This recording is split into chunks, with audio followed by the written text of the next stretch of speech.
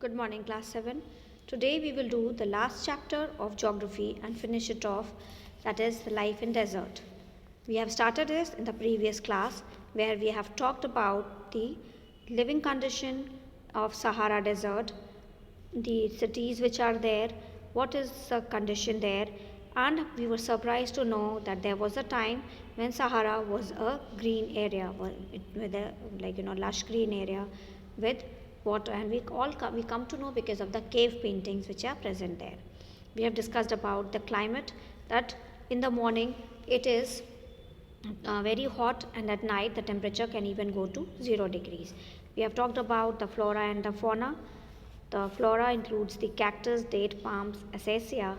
Fauna, we can see the animals like camel, hyenas, jackal, foxes. We have talked about the areas, certain areas which are green, which we call as oases. Today we will talk about the people. The Sahara Desert, despite its harsh climate, has been inhabited by various groups of people who pursue different activities. Among them are the Bedouins and Tuaregs. These groups are nomadic tribes rearing livestock such as goats, sheep, camel, and horses. These animals provide them with milk, hides from which they make leather for belts, slippers, water bottles.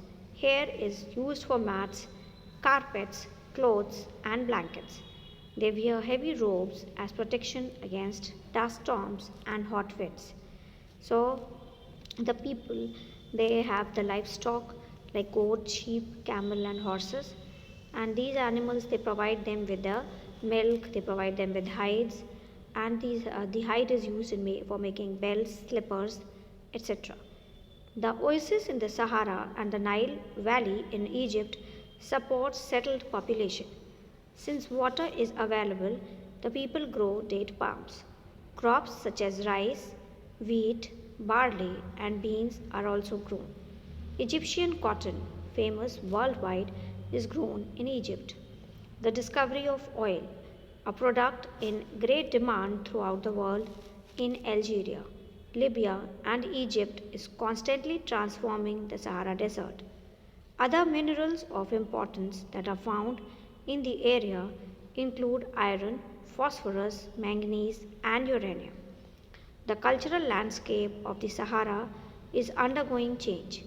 Gleaming glass cased office buildings tower over mosques and superhighways crisscross the ancient camel path. Trucks are replacing camels in the salt trade. Tuaregs are also seen acting as guides to foreign tourists.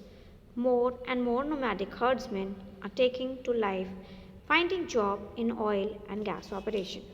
So, with the discovery of oil, they have found this area, it has become has come in great demand, and because of these minerals, people are the minerals like iron, phosphorus, manganese, and uranium. People are trying to explore this area. Do you know depressions are formed when the wind blows away the sand? In the depression where underground water reaches the surface, an oasis is formed. These areas are fertile. People may settle around these water bodies and grow date palms and other crops. Sometimes the oasis may be abnormally large.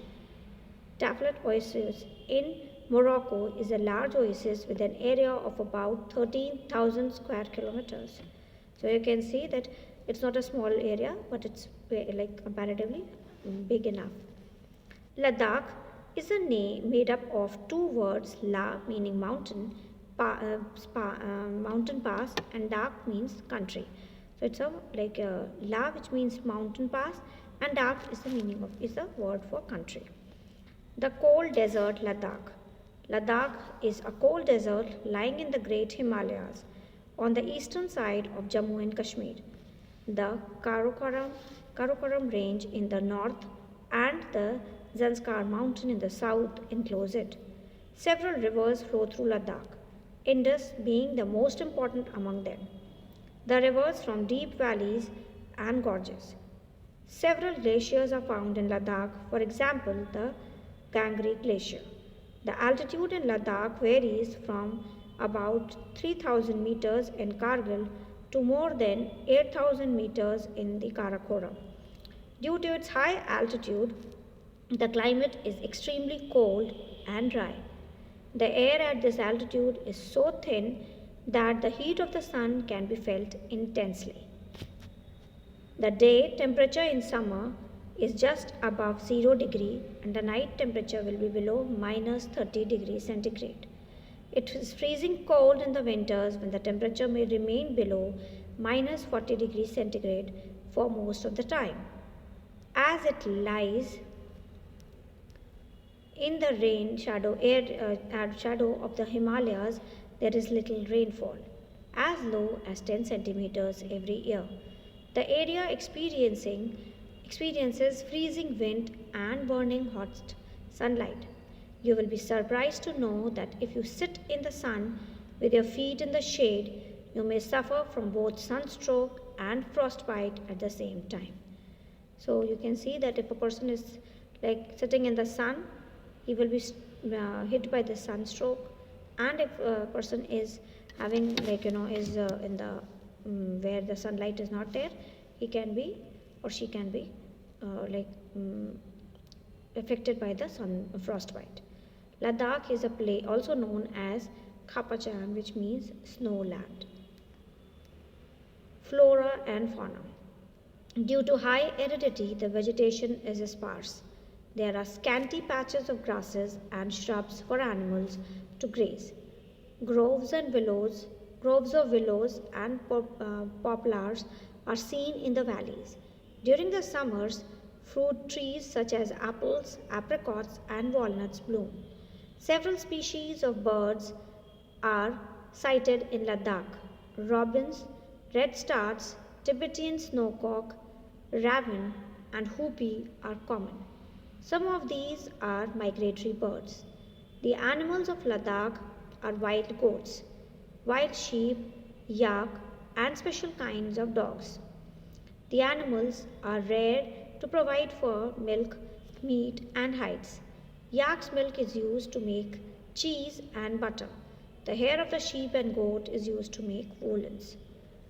The chiru or the Tibetan antelope is an endangered species. It is hunted for its wool known as shahtush, which is light in weight and extremely warm. So this is an antelope. Antelope is like a deer only, and it is hunted for the wool. So we have talked about the flora and fauna. So flora like poplars, willows, apples, apricots, walnuts can be seen here. And when we talk about the animals, Tibetan snowcock, raven, and hoopie are common. Some of these are the migratory birds, the Ladakh, where we can see the wild goats, sheep, and yak. You must have seen yak.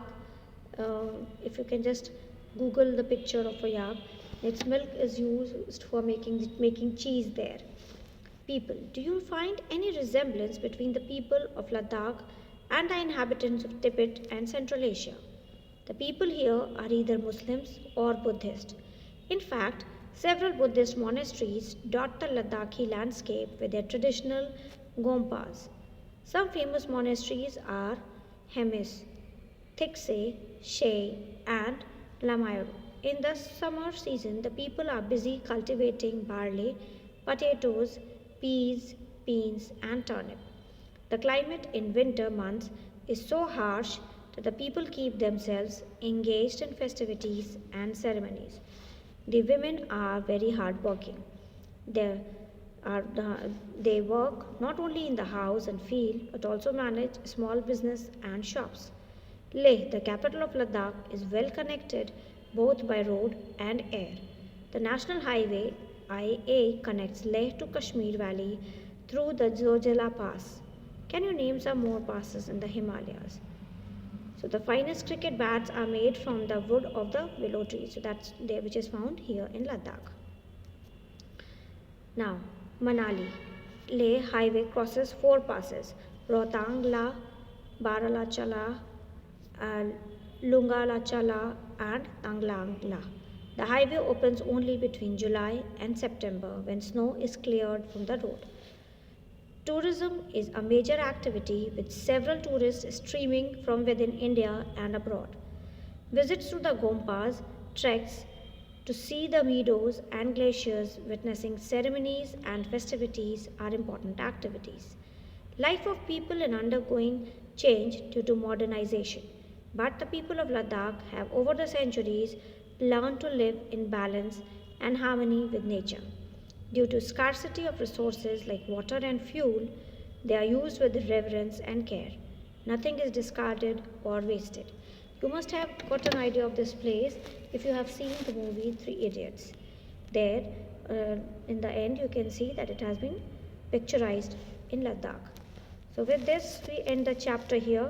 I'll be sending you the question answers. Please do the question answers in your notebook. Take care of yourselves. Thank you.